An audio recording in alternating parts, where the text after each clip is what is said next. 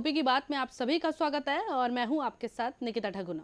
लोकसभा चुनाव 2024 में यूपी में कांग्रेस के गठबंधन को मजबूती मिली, जबकि बीजेपी को झटका लगा। इस बीच संघ प्रमुख मोहन भागवत के बयान ने चर्चाओं का बाजार गर्म कर दिया है। इस बयान को बीजेपी की यूपी परफॉर्मेंस से सीधे जोड़ा जा रहा है।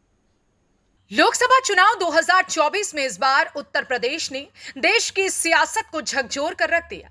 यूपी में बीजेपी को तगड़ा झटका लगा, वहीं इंडी गठबंधन को बड़ी ताकत मिली।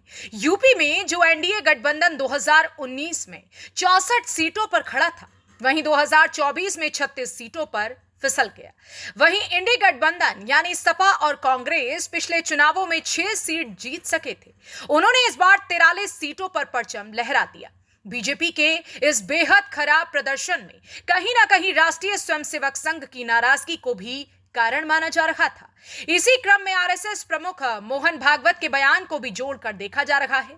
पूरा मामला क्या है, आइए विस्तार से समझते हैं। यूपी में विधानसभा चुनाव चरण दर चरण आगे बढ़ा तो आरएसएस का ये सपोर्ट जमीन पर दिखाई देने लगा। भाजपा को एंटी इनकम्बेंसी का जो नुकसान हो रहा था, उसे संघ ने हर विधानसभा में 400 से 500 छोटी बड़ी बैठकें कर पाटने का काम किया। वोटरों को जागरूक करना, उन्हें बूथ तक भेजने का काम किया गया। संघ की प्रांत टोली, विभाग कार्यवाह, प्रचारक, जिलों के समन्वयक, विधानसभा के समन्वयकों से सीधा संवाद किया गया।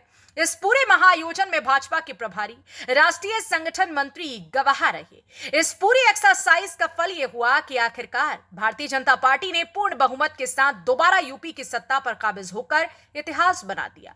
योगी ने दोबारा सत्ता संभाली और संघ वापस अपने काम की तरफ लौट गया। लेकिन 2 साल बाद अब लोकसभा चुनाव 2024 में परिस्थितियां बदली हुई थी। जनवरी में राम मंदिर प्राण प्रतिष्ठा से भाजपा आत्मविश्वास से लबरेज दिखाई दी।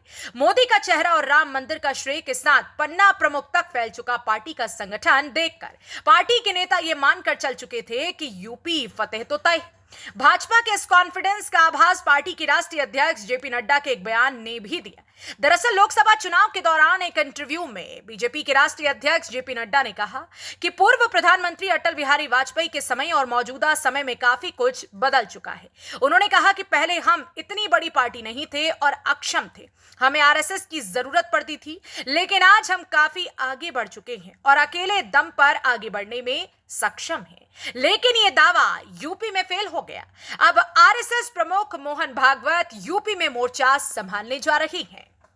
यूपी में बीजेपी को तगड़ा झटका लगा है, वहीं इंडिया गठबंधन को बड़ी ताकत भी मिली। इसी बीच मोहन भागवत का गोरखपुर प्रवास 5 दिन का होगा।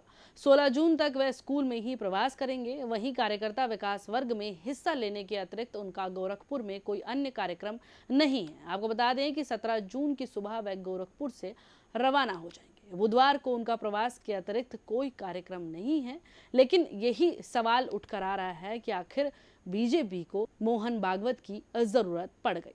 मेरे साथ इतना ही। आप देखते रहिए यूपी की बात। धन्यवाद।